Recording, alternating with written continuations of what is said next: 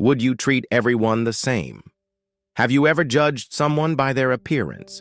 Have you ever assumed who they were based on their clothes, the way they spoke, or how they carried themselves? What if one day, the person you dismissed turned out to be the one in charge? Before we get into this incredible story, don't forget to like this video and subscribe to the channel for more eye-opening stories that will leave you thinking. Now, let's begin. A simple visit. It was a busy afternoon at Elegant Styles, a high-end boutique known for its exclusive designer collections. The store catered to an elite clientele, celebrities, socialites, and the wealthy who could afford luxury without thinking twice. A woman named Vanessa Moore entered the boutique. She wore a simple yet elegant outfit, comfortable jeans, a blouse, and sneakers. Nothing flashy, nothing that screamed wealth. She browsed the aisles, touching the fine fabrics, admiring the craftsmanship. She wasn't just any customer. She was the owner of the store, but no one knew that yet. The manager's mistake. As Vanessa continued looking around, she noticed how the employees treated other customers, smiling, offering assistance, showcasing the latest collections. But when she approached the manager, Richard, his expression changed. "Can I help you?" he asked, his tone flat, almost impatient. Vanessa smiled.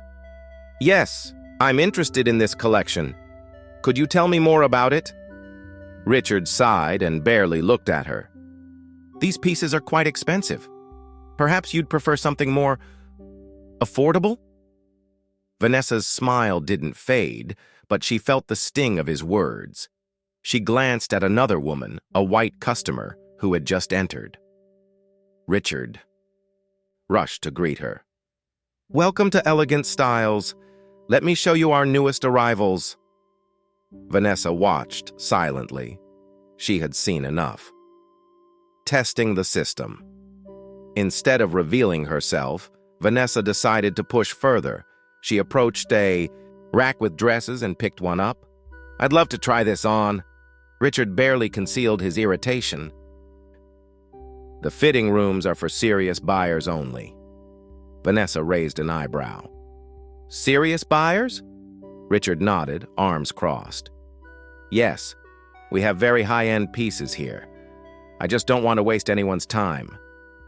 Vanessa took a deep breath. "So let me get this straight. You assume I can't afford to be here?" Richard smirked. "Look, if you want, there's a sales section at the back. Maybe you'll find something in your budget." That was it. Vanessa had heard enough. The moment of truth.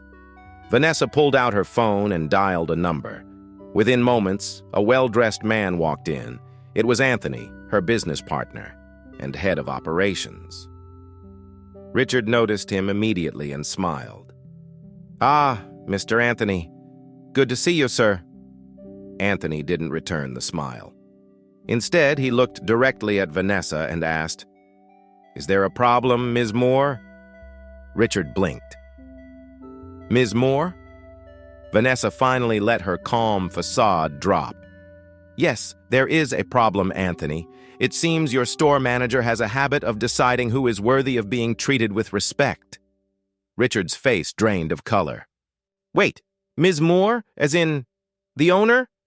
Vanessa folded her arms. "That's right, I own this store." The entire staff went silent. A lesson in respect. Richard stumbled over his words. "Ms. Moore, I didn't realize—" Vanessa tilted her head. "That I was important enough to be treated well? That I deserved the same respect as every other customer?" Richard swallowed hard. I was just following standard protocol." Vanessa scoffed. "Standard protocol? You ignored me? Assumed I didn't belong here and tried to send me to the clearance rack? Tell me, Richard, would you have done that if I looked different?" He had no answer. The consequences. Vanessa turned to Anthony. "I want Richard's employment terminated immediately. We have no room for discrimination here." Richard's eyes widened. "Please, Ms. Moore, I made a mistake." "Yes, you did." and now you're facing the consequences. The other employees stood frozen, realizing the weight of what had just happened. Some of them had witnessed Richard's behavior before but had never spoken up. Vanessa then addressed the entire staff. This store will not be a place where customers are judged based on appearances. That ends today. A new beginning. Over the next few weeks, Vanessa implemented new training for all employees. Sessions on unconscious bias, customer service, and inclusivity became mandatory. A new sign was placed at the entrance. Luxury is for everyone. Word spread about what had happened, and customers, especially those who had been mistreated before, came to support the new direction of the store. Elegant Styles became known not just for high-end fashion, but for setting a new standard in respect and inclusivity. The final visit. A month later, Vanessa walked into Elegant Styles once again. This time, she was met with warm smiles from the staff. A young sales associate approached her. "Welcome to Elegant Styles, ma'am. How can I assist you today?" Vanessa smiled, finally feeling that her vision for the store had come to life. "I think I'll try on a dress." This time, no one questioned if she belonged. She had made sure of that. A growing legacy is. Months passed. Vanessa's changes didn't just affect her store. They inspired other business owners to rethink how they treated their customers. She was invited to speak at business forums about diversity, equity, and inclusion in the retail industry, sharing her experience and vision for the future.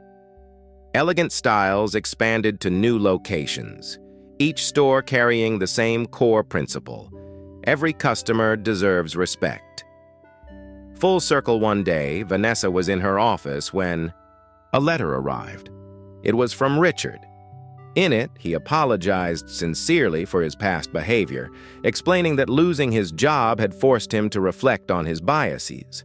He had since taken courses on cultural awareness and diversity training and was working to rebuild himself.